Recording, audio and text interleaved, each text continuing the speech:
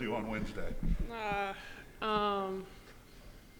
Probably maybe hands down the most skilled offensive player that our game has seen.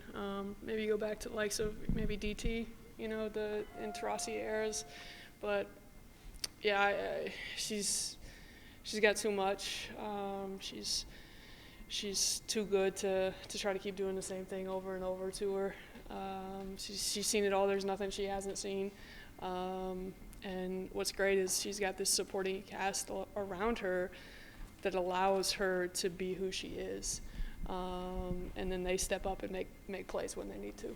That was one question coming in with them, was they lost Monica, and how would they replace her? And it feels like they've done that, and maybe a little bit more. Yeah, it's a different kind of attack on the offensive end. Obviously, Stolke is more rim runs, offensive rebounds. They throw it in the post, but not nearly as much as they did with Monica last year. But if 22 is on the court, if she's on your team, you got to feel really good about your chances.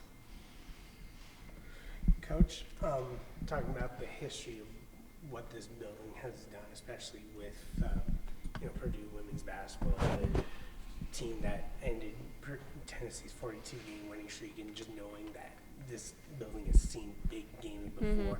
How have you been mentally preparing your team just for the environment that is to come tomorrow? Obviously we talked about it a little bit, but we've had some really good crowds here. Obviously not a packed house this year, but everybody but our young kids have played in that environment. I think they were here last year during that IU game. They were all here and witnessed it from the stands. I think Caitlin talked to them about get out early, see the crowd. That way you don't, have a moment. Or I can't say what Caitlin told some of those kids, but that's why those kids came here, to kind of help get us back and to play in big games. Obviously, Clark is a incredible draw for our game, and no matter where they go, they probably have really, really good crowds. But I think it's a testament to how much in the state of Indiana and in this city we love basketball. The state of women's basketball compared to when you played, seeing all this fanfare.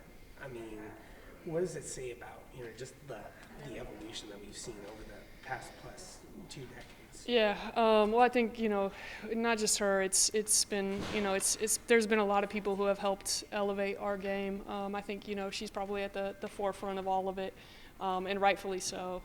Like I said, she's probably the most skilled offensive player that we've seen or witnessed maybe in a really long time. I don't know that we'll see someone better. I think you asked me last summer. I hope she took her. I said I hope she takes her COVID year because she's just great for her game. But I'm ready for her to get the hell out of here as well. But no, she's just been so great for our game. And when you talk to her off the court, she's a really, really good young woman. Just the opportunity for your team that this presents itself now. Yeah. You're still early in the Big Ten season, but what can this potentially do for you guys? Yeah, well, nothing changes, right? It's a home game, and we've got to try to find a way to protect our court, no matter who we're playing against. Obviously, it's the challenge and the task is a little bit more difficult because of our opponent, but our goal remains the same: to stay undefeated at home. We can't do that if we don't win tomorrow night. For us, it's early in the season in the Big Ten League, but making sure you win your home games, it's got to be priority number one. Coach, you have a slew of freshmen that are going to be playing tomorrow. What do you think is the biggest, maybe the most common mistake freshmen make when they get into a game like this, where there's so much on the line and there's just so much surrounding? Yeah, I think honestly, if this is the biggest game that they've played, then we haven't done a good enough job of making sure that they know that every single play that we've played so far matters. I think obviously it's going to hit them. There, we'll have some deer in headlights, but that's why we went to UCLA. That's why we went to Notre Dame. It's why we played Texas A&M early in the season here. If our non-conference schedule would have been games against teams with a net of 200 or 300, then they haven't been prepared for this moment. And so playing a good team, and what is Iowa, 14-1, number 3 in the country. It's our home floor. We got to do our job and go protect it. Coach, So coming off the Maryland trip, not really a game, just kind of a quick out, quick back. Yeah. Has there kind of been a mentality shift like with the team? Because obviously you guys were riding a high right off from like a big win at home against Rutgers. Go to Maryland, don't play, come back. Now you're faced with Clark. What's that mentality kind of been like throughout this whole entire process? Yeah, just a really good bonding trip for us. Fly out to the DC area, had a couple meals together, did some dancing on the court, came back. We were able to take a day off and then flip the switch to Iowa, and then we'll flip back. The way our schedule laid out, having a bye weekend, it kind of allowed us to kind of refocus, move your attention to Iowa, and then after the game tonight, we'll be able to take Thursday off and then reshift our focus back to Maryland. Now, if Caitlin was under the NBA rules, she probably wouldn't be still around. Yeah. You played in the league, obviously. What do you think about those rules?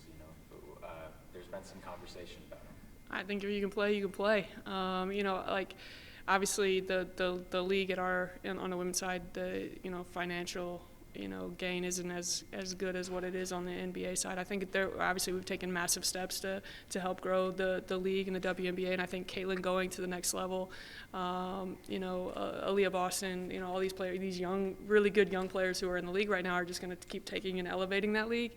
For me, I would have. It wouldn't have mattered. I wasn't Caitlin Clark's level, but it wouldn't have mattered. I wanted to make sure I'd stay for 4 years and play college basketball as long as I could. Caitlin, get out of here. This is it. Don't sell yourself. Coach, having an assistant like Thanks, Kelly Mike. Camara, who was part of that team that knocked off Tennessee, ended their 42-game winning streak. How invaluable has it to have Kelly as part of your staff? And Yeah. what's something different that she brings to coaching that maybe you don't have that she has?